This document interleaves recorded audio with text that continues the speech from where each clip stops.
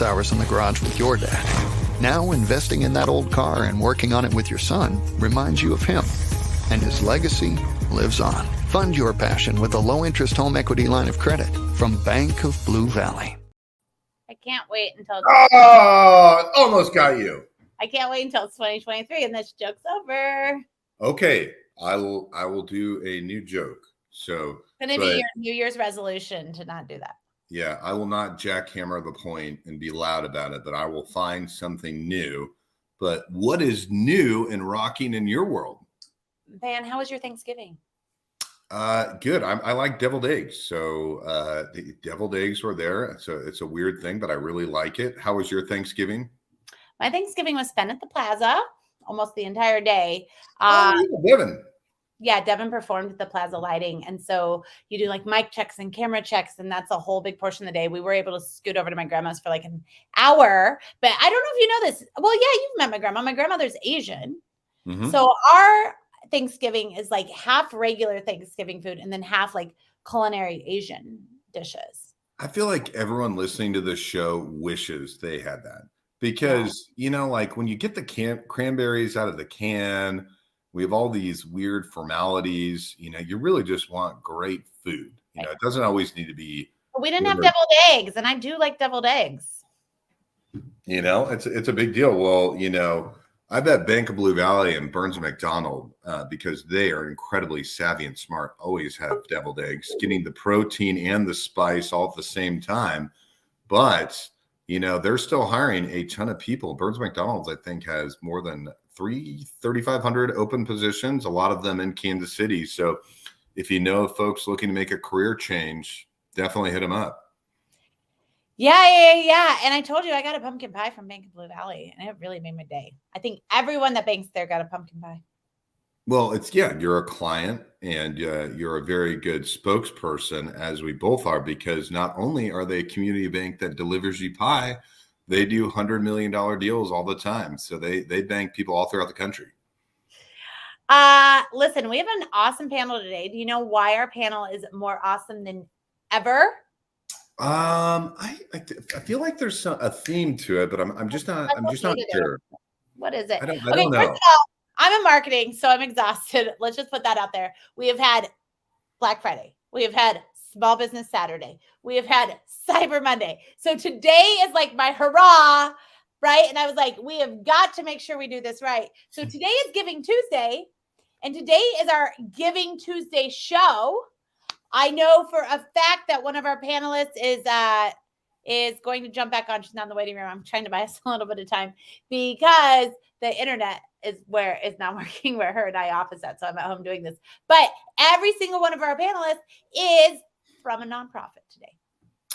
It's amazing. The unique thing is when we tell people about coming on this show, and audience members that are watching, they're going to tell us where they're watching from, is that internet goes out all the time. My favorite moments are we had a person do the interview from a Quick Trip parking lot on their laptop on top of their car.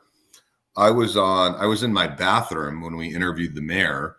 And we had one of our guests that were waiting. They're doing laundry. We've often had toddlers, just like last week we had a toddler on the show, or baby. Yeah. That was so it's real life. Come as you are. Yep, exactly right. You could be wearing a turtleneck, which it's like a workout shirt. So I don't wear turtlenecks. Not that turtlenecks aren't amazing, but I do wear them at Christmas parties because I believe in mustaches and turtlenecks because I'm that guy. I'm dead with this. But you're ready. Kid, It's the music on stage. You're like, get out of here. No more. Listen, if you are watching, I need to know where you're watching this from. Facebook, LinkedIn, YouTube, and tell us what nonprofit are you donating to today. I'm so excited about this today. I'm so excited about coming to the show. We're going to start without our first guest. Okay? Here we go. All right. Our first guest today is Eileen. Let's go. Blaine.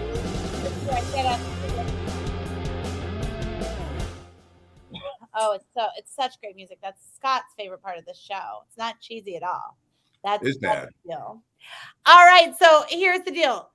Let's just get started. Let's jump right in. I'm not sure. Keep leaving your comments over here. I'm trying to make sure they work because I see we're getting comments.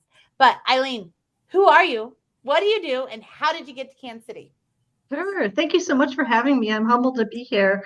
My name's Eileen Bobowski. I'm the executive director of the Sewing Labs here in Kansas City. I'm actually a born and raised Chicago girl, and Hallmark Cards brought me here to Kansas City. I was part of the leadership team in photography in the creative division. And then back in 2010, I was impacted by their decision to exit the magazine business, which a lot of people don't even know Hallmark had a magazine. They're sitting on some amazing content, by the way.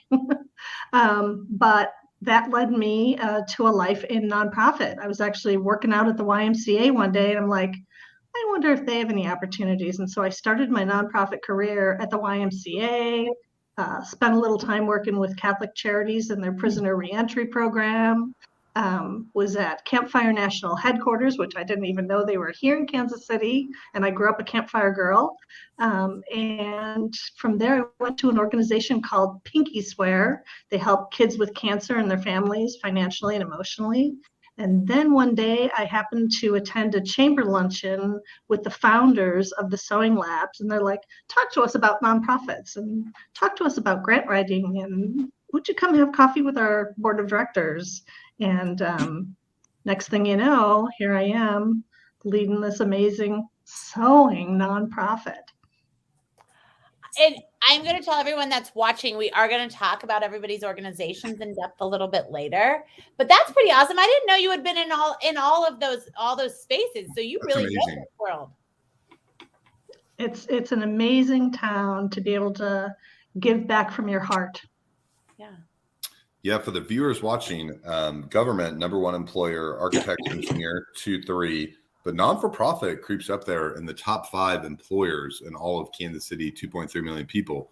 But you rattled off a sports analogy of murderer's row, like the who's who of a lot of these amazing non-for-profits. And so what drew you to giving to others? What was it inside you that has drawn you to helping these organizations? You know, I think I really value my time at the YMCA, and the leader that I was able to work with just really promoted that whole idea of servant leadership and giving of yourself and your time and your talent. And that, you know, really kind of drove me. And there's such need here in Kansas City that, you know, there are endless opportunities to serve. And that's really what it's all about, is serving those who are in need, is what it boils down to for me. Okay, so I have a sewing question. How much sewing did you do before you worked there? Yeah, so I actually grew up with a mother who taught me how to sew. I still remember like this red fabric and learning specific hand stitches when I was probably 6 or 7 years old. And then when I was in junior high school, I was required to take sewing, which was part of home economics that they don't really offer in the schools anymore. Sometimes it's called life arts now. And then I had another 2 years when I was in high school of sewing. And actually, I recently found my high school sewing instructor, kind of Googled her, and I'm like, she was a pretty young teacher. She was fresh out of college when she started teaching. And so I'm like, I bet she's still around. Sure enough, I found her and I wrote her a little letter So between my mother and my sewing teacher in high school, they really influenced me. I remember the first thing I ever sewed was a wrap skirt. But by the time I got to high school, I actually did a lined blazer, which is kind of a challenging thing. Garments are not the easiest thing to do. And so it was very cool to be able to find that teacher. And she sent me back a note. And she said, the greatest gift a teacher can ever receive is when someone says to them, you made an impact in my life. And that's what I told her. So yeah. Amazing. Well, thank you so much for joining us today. I'm excited to learn more about your organization. Okay. Listen, there's two Jessicas that work together, right? So first of all, Jessica says, hi, all. The other Lazarus Ministries, Kansas City, Jessica here. Excited we get to be included today. So with that, Jessica Brooks-Bryon, who are you? What do you do? And how do you get to Kansas City? Well, I am the other Jessica. So whenever I'm not with her, I am the other one. I was born and raised here for the most part and moved to Texas. I went to TCU. So I will be cheering for the right and correct purple on Saturday when they play K-State. How do we do it? There we go. And it's very awkward. Like you could just be driving like down the highway and see somebody's like, hey, and then they just start like doing little bunny foo-foo. But so I am a horned frog. So I went south where it was warm and stayed for about a decade and then decided to just move back to Kansas City to be closer to family. And it's just, I discovered as I became an adult at that age, a great city. Just a great city. Dallas was a little too big. So I was raised by a United Methodist minister and a social worker. So I think I was just destined to be in nonprofit. I avoided all things related. I have a degree in journalism, but ended up with 2 degrees in social work. So social work is where my heart is. But at the time I was in school, they did not really focus on what we now call a nonprofit administration degree. So UMKC does a great job of that learning path now. But so I graduated with a focus on a social work degree with a focus on administration. So I came to Kansas City for a job with water.org, who is still one of my favorite organizations to donate, to give to, and just to support because they do really great work accessing clean water in developing countries. Ooh, but we don't say that anymore in, I don't know what the PC term is, but clean water where it's needed, let's say. And my dad was working at this church that was doing these crazy things, serving the homeless. And so I came on to help supervise a social work student. And then that was like 13 years ago. And now, and then I, many years later, once he was gone, became the executive director. And he's the reason I originally got involved. And it's funny, I didn't want to because I thought working with my dad is not, like, no one wants to do that, right? This is a terrible idea. But it worked out really great. And I'm still there. So so I've been there for about, I think, 13 years. And I was the executive director for the majority of that. And then in 2020, in February 1st of 2020, I went part-time because I had a 9-month-old. I had a kindergartner and a 9-month-old at that time. So the other Jessica, who we recently spoke of, who had been working for us for about 6 years, she and I switched roles. She decided she was ready for something else because she was in a different life phase. And we just have this like amazingly beautiful chemistry of being able to do something crazy. So I said, hey, do you want to do this? And she did. Actually, she said no. She didn't, and then changed her mind. And so she took over, and I was meant to be doing this for a little while. And here we are 3 years later, one pandemic and 3 years later. So I'm a sort of a jack of all trades, which I feel like when you are a social worker in a small nonprofit, that's just what you do anyway. Right. So I was used to doing most of the development and the grants supervision and the supervising the volunteers and, all the things. And now I get to just do part of it. So I do marketing, communications, grants, and basically all the fundraising. And I dabble in working with volunteers because they are truly the heart of what we do. Nice. Okay, listen. Isn't Shanita on your board as well? Yeah, that was the next thing I was going to say. Yes. We got a small little thing going on here today. Yes, Shanita is one of our most amazing board members. Oh, stop. Yeah, I know. I could go on, but maybe it's her turn. But yeah, we are lucky to have her. She's doing amazing things, and she's doing amazing things, and I don't know how she fits us in, but she does. That's amazing. I love Lazarus Ministries, so I'm excited for you to kind of tell everybody what all they do in a little bit, but I want everybody to get introduced. So, Blaine, look, Katie Irvin says, hi, everyone. I'm listening on LinkedIn. Hey, Katie. She's excited to see Blaine today. You're a rock star, Blaine, to Katie. Katie was on here a few weeks ago. Blaine, who are you? What do you do? And how do you get to Kansas City? Well, hi, everybody. Thanks for having me on. And hello, Katie. Katie and I worked together years ago when I was in a different life. My name is Blaine Proctor, and I'm the CEO at Save Inc. We are a housing provider here in Kansas City. We do supportive housing. And I got to Kansas City. I have only worked in the nonprofit world now for 8 years. I've been affiliated with this organization for about 16 years as a volunteer and then a board member, but I've been on staff for 8. And prior to this, I worked in the corporate world. I was in hospitality marketing and had worked for a number of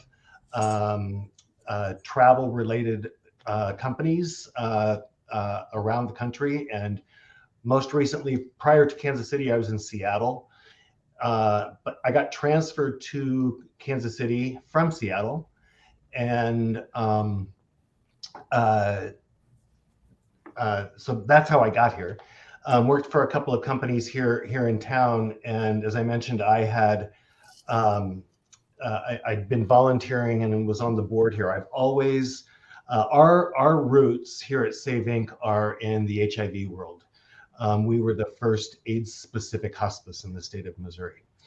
And I have always, since the beginning of that epidemic, I've always done a lot of volunteer work and worked in that world. So when I got to Kansas City, looked for an organization that was doing great stuff in the HIV world, and found Save Inc. And the rest is history.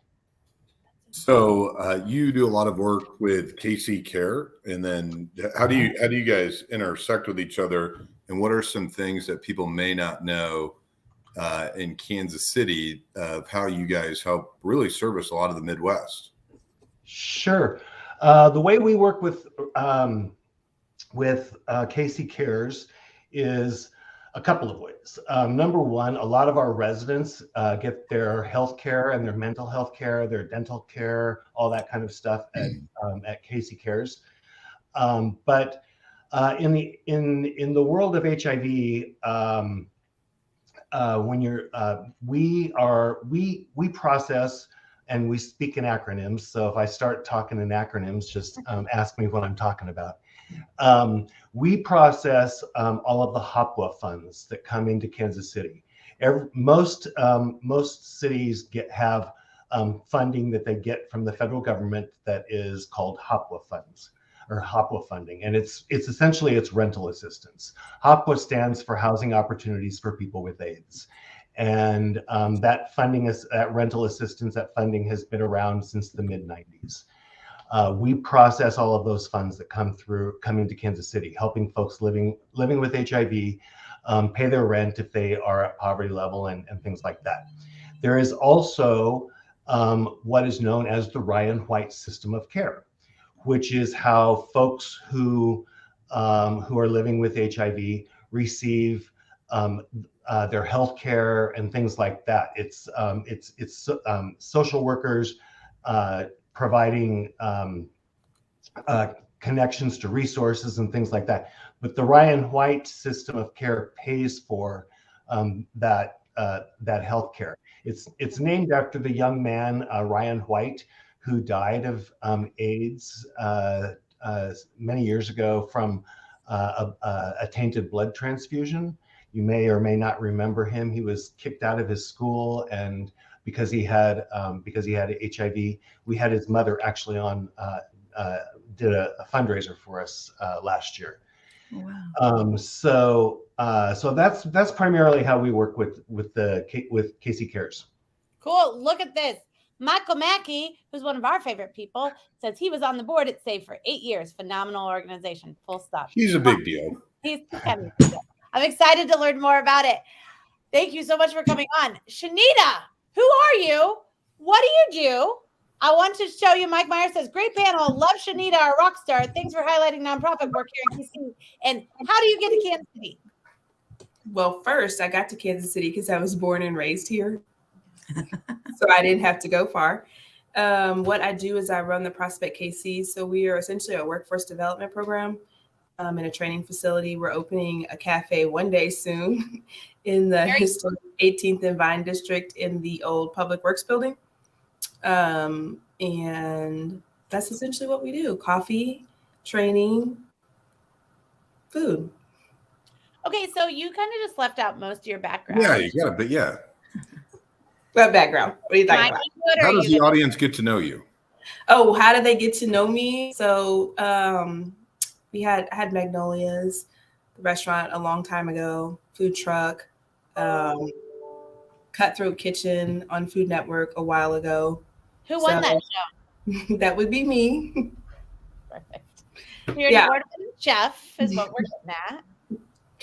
Yeah, so I'm in my retirement career of nonprofit work. So started a nonprofit to kind of, as an employer, you get to do all of the workforce programs, and those, I just kind of felt like there was a hole in them.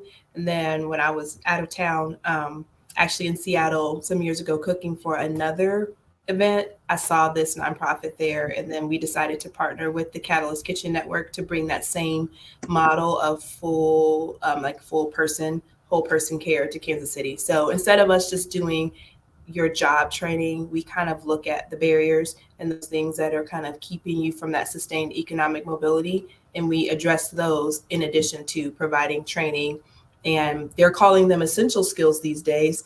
What we used to know as like life skills, work skills, they're now essential skills, or they're power skills, depending on who you're talking to. Also giving you some support in that area of like power and essential living skills. Can you talk a little bit about the restaurant? Yeah, don't ask me what's on the menu because I don't know. I don't know. It's going to be food. I keep saying that probably one day I'm just going to lock myself in this building alone and put some sticky notes on the wall and write it. And it'll come to me. Like I have ideas, but they're not there yet. So, and part of it too is that we want the students that we're training to kind of be involved in that menu process. So it'll probably just be like a very small core menu so that every time we get a cohort of students, they get to kind of put their stamp on what we're making, and it kind of feels like their own thing. And that kind of helps bring in that little bit of entrepreneurship training too, because we kind of get to walk them through that process. But it will be a coffee shop. There'll be a full cafe, a fresh market grocer where you're going to be able to get fresh made stuff from our students, priced at a price that kind of meets the needs of the people in our neighborhood. We're in the heart of the Vine District, which is a part of the 3rd District, one of the lowest income levels in the city. Also what would be considered a food desert. I like to call it food apartheid. We can get into that later. But what that means is that there is not a lot of grocery stores in this area, which means that people rely on convenience stores and alternative methods to access like fresh, healthy, and affordable food.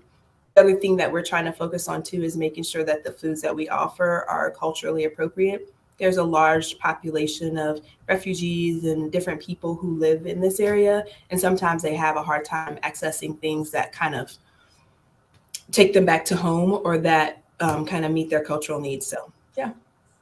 And do you have a date on that restaurant? Maybe soon? Bam, we office in the same building. Did it look like I had a date when you drove by yesterday? It's looking closer and closer. So the goal is by 2023. Sometime next year. I like the expectations. You also have an event coming up, correct? Yeah, I don't have it, but there is an event here for one of the other nonprofits that I work for with Soul of Santa. So I'm super excited about that. They're going to be collecting toys, and then we have a community breakfast the next day where we're giving out toys and breakfast, and people get to meet Santa, which is always really fun. So yeah, we've been doing a lot of community-based food events. So I like doing that. It's really fun. I like feeding people, honestly. And Jessica, we have Operation Meatball coming up. Yeah, we're going to get into all this. Okay, listen, and also you do catering. So if you're still and then Aaron, one second, the Lot family, are they doing the Soul of Santa? Yeah. Northwest Husky, Aaron said. Yes, we are our Huskies. I forgot we went to the same high school. Fun fact, Scott and I went to the same high school. Well, here's the deal. It sounds like there's a lot of good stuff. So I want to make sure that we have time to talk about everybody's events. I want to pull up, well, real quick, comment-wise.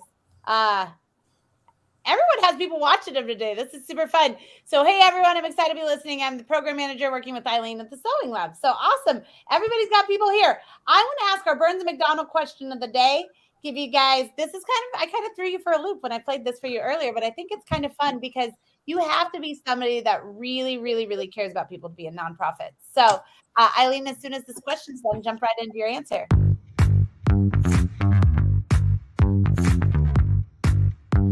Hi, my name's Eric Heidenreich. I'm an engineering recruiter with Burns and McDonnell, looking for the best talent every day.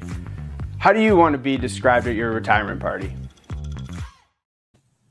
My goodness, I think for me, I want to be described as a very faith-filled, resourceful, and kind person. My faith really drives me in life, and I love being resourceful and finding things that people need in new and different ways. So that's my hope. I love that. How about you, Jessica? I like that. I like that response. I think that would be part of mine, is just living out my faith. But passion is the word that really comes to mind. Nobody gets into social work or nonprofit because, it pays $1 million. So, there's just a piece of it that draws you into what you do. And I like to be remembered for that, I think. Right. Just the connection with the people and the message and the mission. I like it. How about you, Blaine? I think I'd like them to, whoever was speaking, just to say he always did the right thing. Blaine, I feel like you don't say a lot of words, but when you do, they're pretty impactful. I need to be more like you, Blaine. That's what I'm thinking here. Shanita, well, you said you were in your retirement job, but how do you want to be remembered at your retirement party? Oh, gosh. How I want to be remembered and how I'm going to be remembered are probably different. So I persisted. That's all. Right. I like that. How about you, Scott? That's like the best panel answers ever. It was short and sweet, and then leave it to you and I to start talking long-winded. No, I got a bigger question for them. So what do you want to do? That he connected others. What about you, Aaron? Oh, I think you're nailing that. Right now I just want to be like a really good mom. You are an amazing mom. That's what I'm striving for. That's my biggest goal right now. I have a 16-year-old. So if anyone else is in the teen years, yes, Shanita gets a daily phone call. Don't your kids that teenagers just think you stink no matter what? He just hates you no matter what. It's fun. So that's when you practice all your patience. My 2.5-year-old daughter, I was like, hey, can daddy get a kiss before he goes? She's like, nope. my son. But I mean, like, it feels like it's already starting. Oh, you just wait. We'll just talk in 10 years about this. No, 2.5-year-olds just like to say no. Yeah. It doesn't. It probably meant yes, but it was no. So it'll become why. Yeah. Why? Yeah, I'll take why. I'll take why. Or no. All right. This is the part of the show that everybody's here for. Let's get into it. All right. Eileen, tell us what exactly your organization does and what the goals are, and what does an amazing Giving Tuesday look like to get you guys to your goals? Yeah, sure. So the Sewing Lab's mission is that we're a welcoming, inclusive community teaching the legacy of sewing for employment, entrepreneurship, and enrichment. And I have to tell you, we are flooded with employers who are looking to hire trained stitchers. We're not looking for 3,500 like Burns and Mac, but we probably have 60 to 70 employers that have approached us looking to hire trained stitchers. And it's not just clothing. There are so many sewn products in the world, and lots of them are manufactured right here in Kansas City. For example, the Kansas City Tent and Awning Company, they're looking for stitchers. The Sealy Mattress Company, they're looking for stitchers. There's a company in Northtown that makes scissor lifts for the construction industry, and they create a sewn catch-all that goes on the bottom. They're looking for stitchers. I mean, it's just crazy, especially since the pandemic. Like, people even walk in our door. We had a group of people that walked in our door. They're like, we saw your sign, and wait a minute, this is the equipment we have in our shop. So you're training people on the equipment that we have in our shop? Yes, we need 6 people today. It's like, oh my gosh, they started a sportswear company during the pandemic. So there's a lot of entrepreneurs out there that have started businesses. We used to be the garment capital of the world in the 40s and 50s. Thanks to Nellie Don. We're actually, we're partnered with other sewing organizations in town who are looking for trained stitchers. So the demand just got really crazy over the past 2 years. And what we decided to do was reach out to the U.S. and Missouri Departments of Labor to officially offer industrial sewing machine operator training that results in a paid apprenticeship and then a certification. So we have training at the Sewing Labs, and what we do to find students for the program is we partner with other nonprofits in town who typically have a workforce development or a jobs training component. We're really working hard here in Kansas City to create that pipeline of stitchers to meet the demands of the employers. But what we also realize is that this is a great pathway out of poverty and into financial dignity. So, for example, I'll toss out one of the nonprofits that we're partnered with, City Union Mission. We have 3 students who've come through the program now who have gone from homelessness into their training and will soon either be in apprenticeships if they're not already. It's just phenomenal that a skill such as sewing, it's just as valuable as all the other trades out there, but we've sent so much of our manufacturing overseas for the past 30 or 40 years that we've got to bring that back and teach people that it's just as valuable as plumbing and HVAC and welding and carpentry and all those typical apprenticeship trades. My goal at the moment in life is to make a connection to Mike Rowe from Dirty Jobs, because I would love to have him feature a sewing organization and help lift up that trade that we're trying to keep alive. The pandemic, so many people came out and were sewing masks. We had volunteers that sewed over 85,000 masks. We do a lot of community projects. We partner with Volunteer KC for some tote bags for the houseless. That includes resources for them and someplace to keep their valuables. We're working on a pillowcase project. This is our 6th year for that. We have volunteers who sew pillowcases that are typically holiday themed, and then we deliver those to low-income senior living facilities during the holidays. We've got fleece hats and scarves. We actually had the grant writers professional organization came in today and volunteered to help cut fabric for scarves that our volunteers will create. So it was a nice Giving Tuesday opportunity to open some eyes about a nonprofit that a lot of people don't even realize exists. What's a good Giving Tuesday look like? Oh, a good Giving Tuesday would be some nice gifts that are made through our website, the sewinglabs.community. Head to Okay. our donate page. Perfect. Because you use those for the training. You use monetary donations for the training. Absolutely. It helps us put more people into the program and train more people so those employers get the employees that they need. And Jessica, I have a question. Did you ever meet Matt Damon? No. No. He has a connection to water.org. Am I right? Yeah, absolutely. Yeah, absolutely. No, secret hope, but never happened. Came close. Maybe still. Okay, real quick. Michael says, don't forget about his coffee, Eileen. Okay. He's just using this like text messages over here. So that's great. All right, Jessica, tell us all about Lazarus Ministries and also what a good Giving Tuesday looks like. Okay, thanks. So our mission is to offer unlimited compassion while providing for the unmet needs of Kansas City's urban core. So we've been doing that for about 26 years.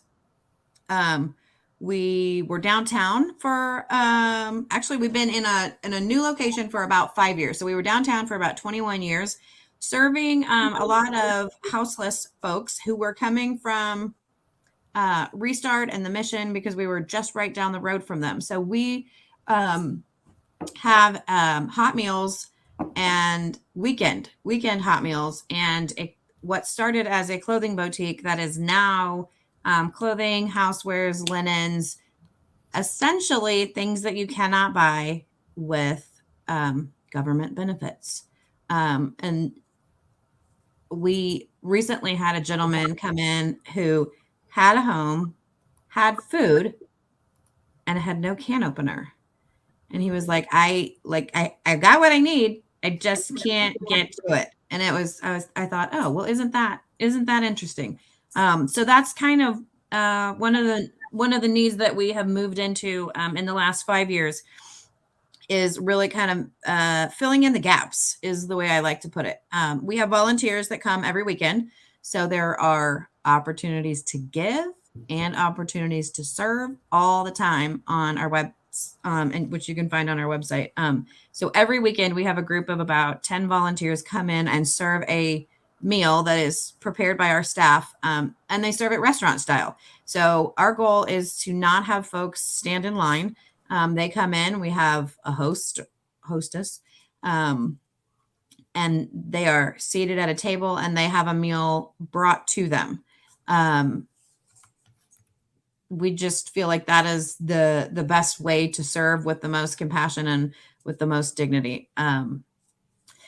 So while that's happening, we also have what we like to call our boutique. And that is, as I mentioned, clothing, housewares, linens, pretty much anything that anybody donates.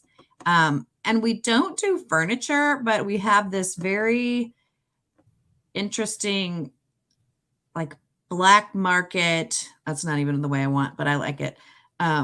Somebody tells us they have a need, and then our manager makes a note of the need, and we just put a shout out to the board or to, on Facebook, and we almost always get those needs met. And it's I always feel like there's a lot of divine intervention because somebody says, hey, I've got a bed I need to get rid of. And we're like, ooh, well, we don't have anywhere to store that, but let me see if I can find anybody who needs a bed. And I mean, there's always somebody. So we do a lot of connecting. And then the other great piece that happens, this all happens on Saturdays at the same time. The other great piece is we have a clinic that is run by UMKC med students. So it's called Sojourner Health Clinic, and it's a free clinic run by the medical students. They have doctors supervising what they do, and they set up triage units with PVC pipe and shower curtain every weekend because the space is used for other things during the week. So they come in for like 3 hours on a Saturday and see as many patients as they can and fill prescriptions. And we just love the partnership, and we love having them there. We also have a student from UMKC Medical School. Nope.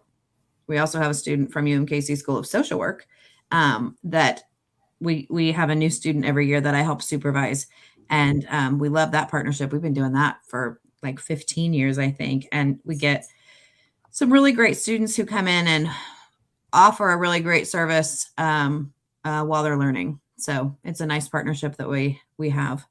And what's Good Giving Tuesday look like? a Good Giving Tuesday is, so we have a match, a $25,000 match from Gillian Flynn, who is, from Kansas City. So she was throwing it back to her hometown and supporting us. So I would like to see us reach the goal of meeting that.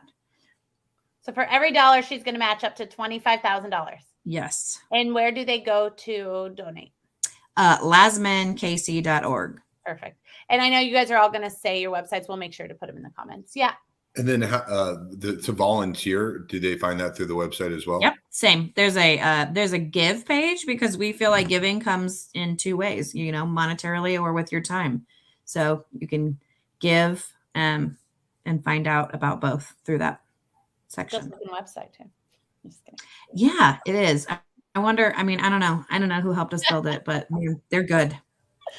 Well, that is exciting. I have volunteered before at Lazarus Ministries. I will tell you, you will not regret it. They're doing some amazing things there. So thank you for sharing with us. All right, Blaine, tell us all about your organization and what a Good Giving Tuesday looks like. Sure, and I'll try not to go down a rabbit hole here, because I can do that really quickly when I start talking about Save Inc. But as I mentioned earlier, we were founded back in 1986 as the first AIDS-specific hospice in the state of Missouri. So back when an HIV diagnosis, actually back then, when you got your diagnosis, you usually had gone past the HIV stage and had AIDS, and there was a lot of stigma around the disease. Folks were losing their jobs and their homes and their families. And a group of volunteers came together and said, we need to give these people a place to die with some dignity, because there was only one hospital in the city that would treat people with the disease. And even then the staff had their choice of whether or not they wanted to work with those patients. So they came together and they founded Save Inc. We were an 8-bed hospice. Fast forward a few years, the disease became a treatable, manageable chronic disease. And they recognized, the organization recognized that they were no longer having to give people a place to die from HIV, but they were having to give people a place to live with it. Okay. And so our footprint grew substantially. That's when we started doing a lot of doing all of the HOPWA funding, the processing of the HOPWA dollars. So up until a couple of years ago, we had two platforms to our business model. One was we own and manage 7 residential buildings here in Midtown Kansas City. So we have 107 units of supportive housing.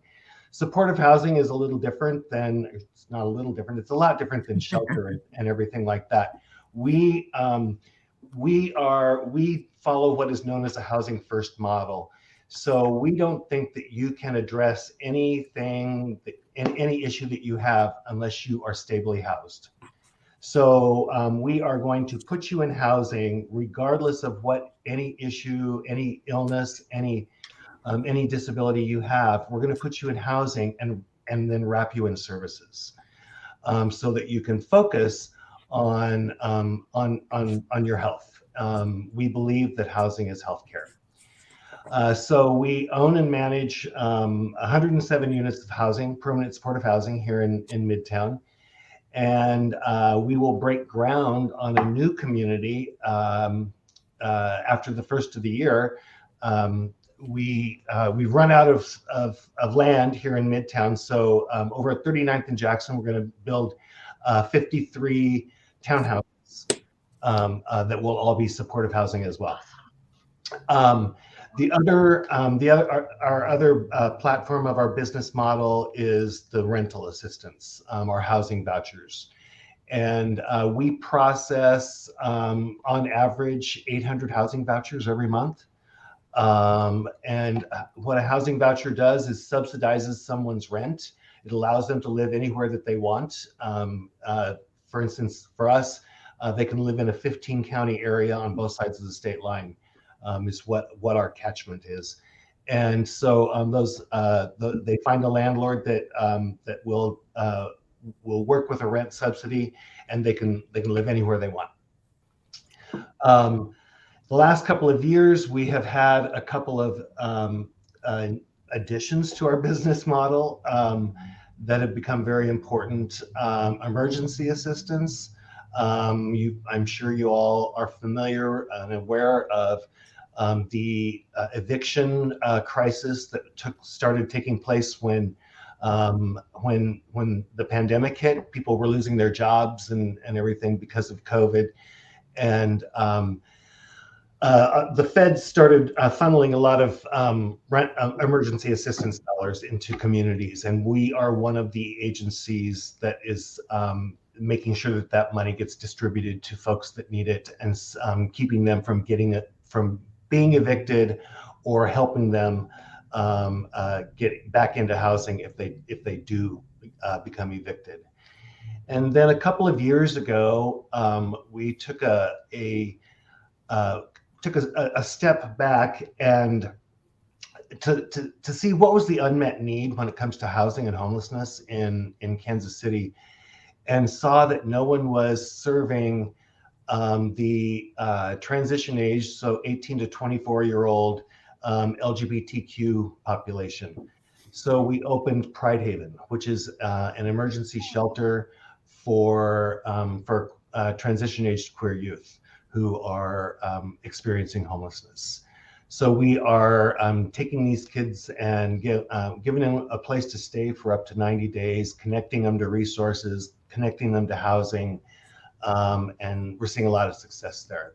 It's a population that has a lot of very unique needs, and so it's a program that I am very passionate about, and excited that we're seeing the success that we are. That's amazing. Thanks. Scott, Blaine, you look like I think one thing that the panel obviously knows a lot about, but maybe the audience doesn't, but do you participate in celebrations with folks that have become undetectable with HIV? I feel like that's something that oftentimes when I bring it up in conversation, people just have no idea about how amazing the service and the treatments have been, and things that you've done to help people get there. But can you kind of explain to the audience of kind of the celebration when it becomes undetectable? Sure. One of the things that a lot of people don't know about HIV is that once you reach an undetectable status, which means that the HIV is no longer detectable in your system. You are still technically HIV positive, but it is no longer detectable in your system, and you can no longer transmit it to someone. And housing is just one part of getting you to that to that undetectable status.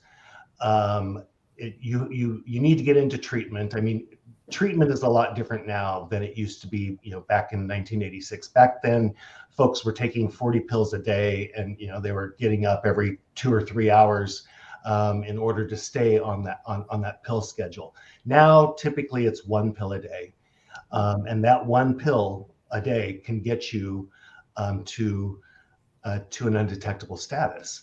But if you don't have an address, there's no way that you can get that 1 pill a day. You don't have a place to store your medication.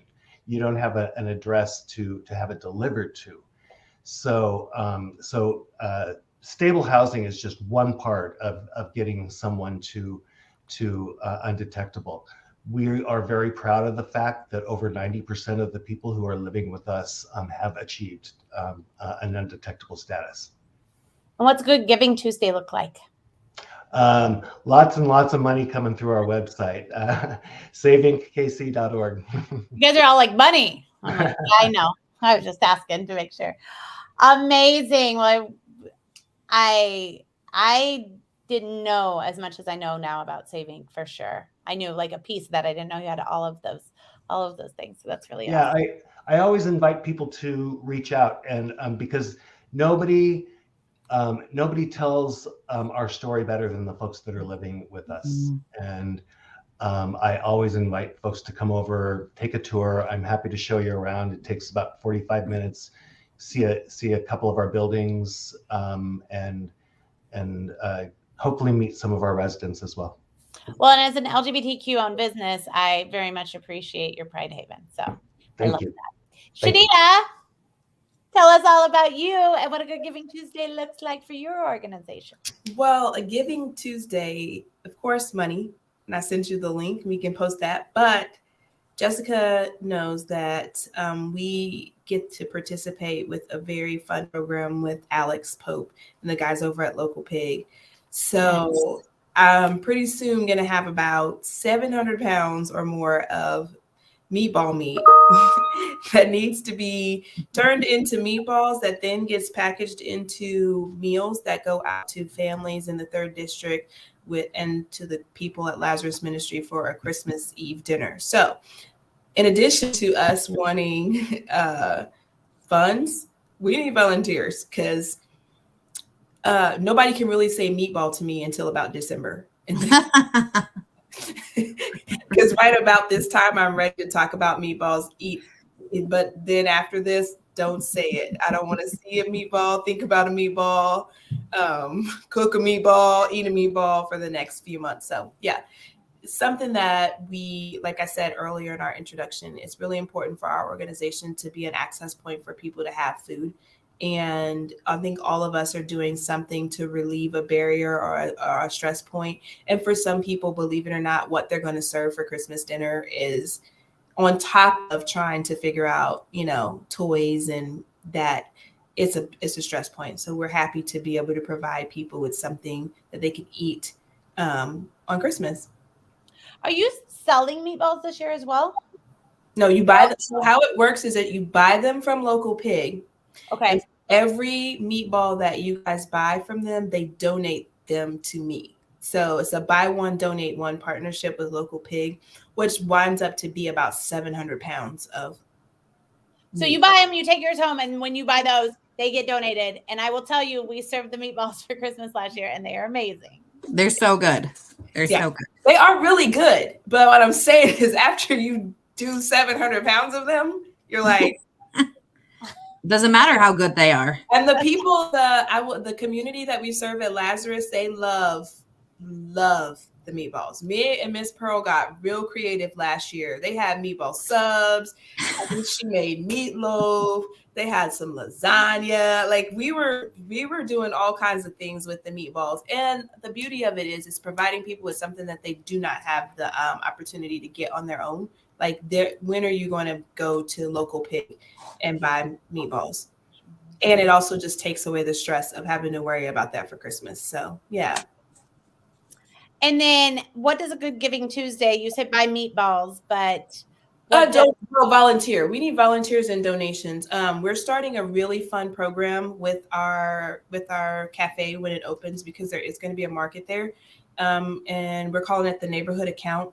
So essentially all of the money that we raise for this Giving Tuesday is going to go into the neighborhood account. And how that will work is if a community member comes and they want to purchase things and they're a little short, then they get to charge the difference to the neighborhood account. So think of like when you guys go to all the grocery stores and they're like, hey, do you want to round up to the this or the that for this organization or that organization? We'll be doing the same thing, but asking you to donate right back to us. So then when someone comes and they're like, oh, I just need eggs and I want to get these onions and it's $30 and they only have $22, then we can add the difference to the neighborhood account. Or if they have no dollars and they just need milk, then we can put that on the neighborhood account. And we're also using the neighborhood account to cover, sorry, that's my alarm that says pick your kid up from school. Mom time. I think that it's also really important to be able to access, if you're going to drink milk, like very good milk. And fun fact, if you guys don't know this, in the 3rd district, you cannot buy any, you can only get regular gallon milk. There's no Chateau milk or no. So we'll be able to cover those charges so that they can still get them, because that you can't, if you're using SNAP, you still have to have the $2.50 for the bottle deposit. So we'll be able to cover that bottle deposit with the neighborhood account as well. Amazing. Amazing. All right. I want to play one fun game with our last 5 minutes. Okay. Scott? What I want to do, let's pretend we all won $1 million in the lottery yesterday, and we're going to donate all of it. So you're going to donate half to your organization, but I want to know where you're going to donate the other half, what other organization you're going to donate the other half with. And we'll just go through real quick and then we'll wrap up. Eileen, what other organization do you love? Oh, I really love Prosperity. They used to be known as the Grooming Project. I also love the Single Mom KC. I think I'd split it between those two probably. Yes, I love that. Those are both really great. I didn't know that the one switched his name. I didn't know the Grooming Project. That's pretty recent. Awesome. All right, Jessica. Well, I already threw, my answer out. So it would definitely, some of that would go to water.org, but to keep it here local, I would throw some to Shanita because she's doing such good things and we already work together. And there's just this need of providing for folks who are living on the edge and needing some of those gaps filled. I wonder with your $250,000, since you're splitting it, if that would get you a Matt Damon intro. That'd be great. Better. It's better. How about you, Blaine? I probably have to split it up in like increments of like $10,000 or $20,000 so I could just spread it all Right. over. I mean, there's so many organizations in this city that are doing great work, and so being able to support as many as possible would be really rewarding. God, Blaine, you should run for politics next. No way too many skeletons in the closet. Those don't matter anymore. Didn't you hear? Aaron and I the same thing. Hey, sorry for partying. Sorry for having a good time in my 20s. Yeah. All right, Shanita, how about you? Of course, Lazarus, because I love Lazarus. And then the other organization I would support would be Candies. We do a lot of work together, and it just kind of helps keep it in that food shed. So, yeah. Awesome. Scott, what's one of your favorite nonprofits besides the ones that are here today?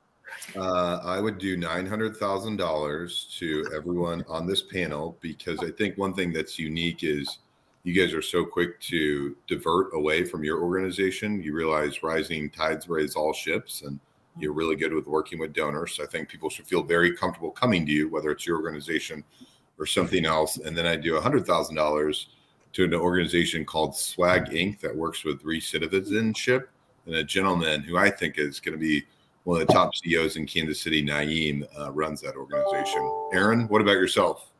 You already know. First at KC, which is my kids' theater nonprofit, and they have a program called the Heart Program, which I believe to be the only diversity, like disabled focused space for children in wheelchairs that have cerebral palsy, that have like really debilitating diseases, to be able to enter into the theater world and the fine arts world. And just for a fun fact, I'm going to make this announcement. They have no idea. I'm not on the board or anything. I just love it because my kids do this theater department. They are hiring, 2 days ago announced they're hiring a new executive director. So if people are watching that are like, I really want to work in the nonprofit world, go look up First Act KC. They're hiring a new executive director, but I'm a theater mom through and through. So that's where we're going to go.